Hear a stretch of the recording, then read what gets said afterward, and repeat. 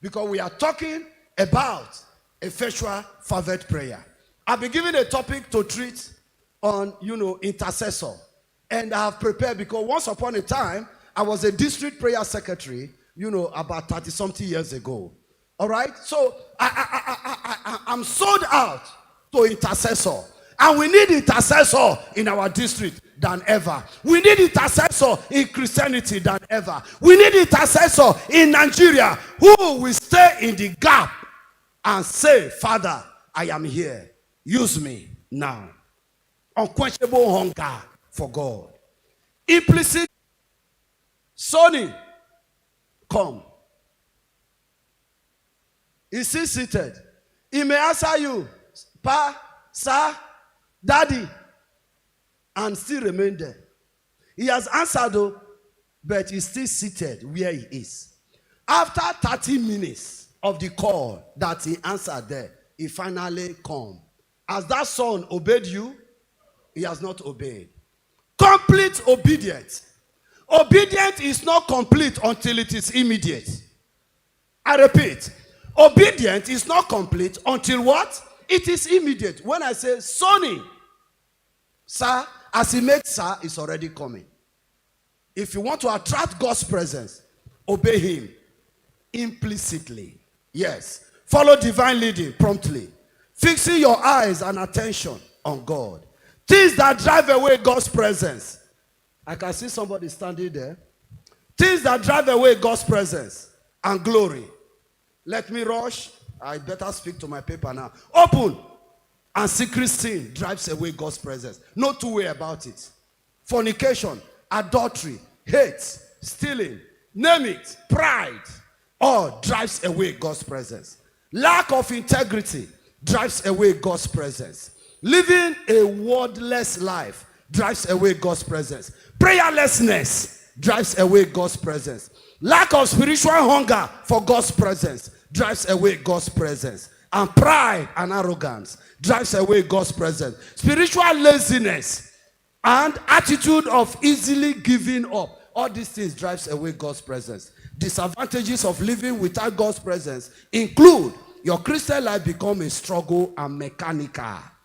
Disadvantage of living without God's presence. Your Christian life, your pastoral life become a struggle and mechanical. You will become spiritually weak and vulnerable to satanic attack. And all this and all that. My time is getting up. All right? And so we have to look at how to assess his presence. Prioritize God by making him first in everything. Desire and hunger for his presence. Spend time in the word of God.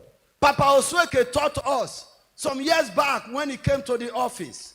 And he said he read his Bible 3 chapters every day.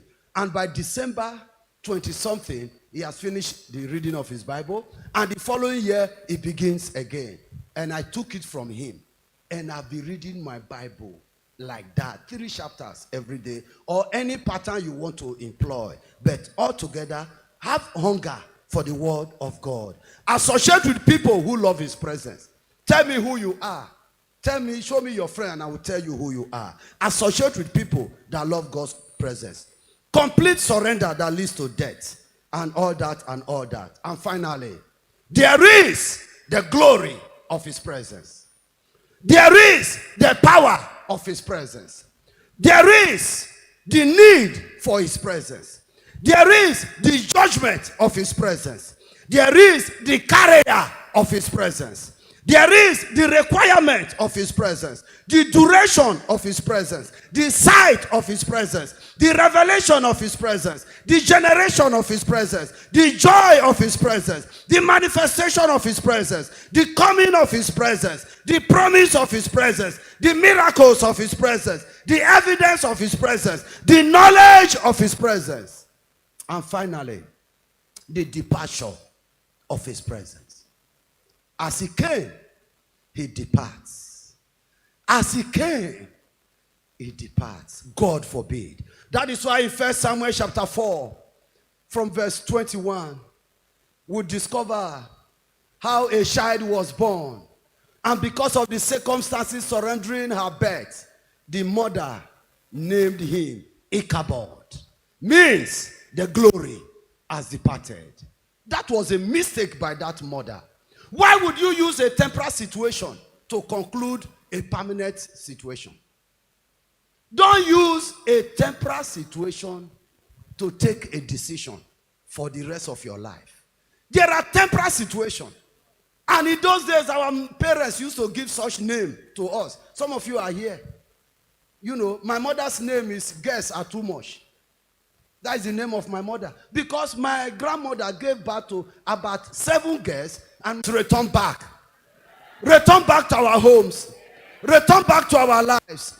Return back to Assemblies of God.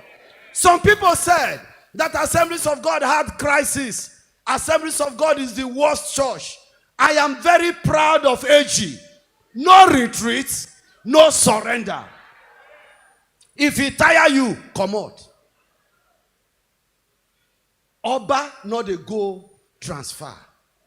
This church, according to Papa Sueke and our former general superintendent, Reverend Dr. Shidi Okorafo, he said the greater days of this church is not yesterday.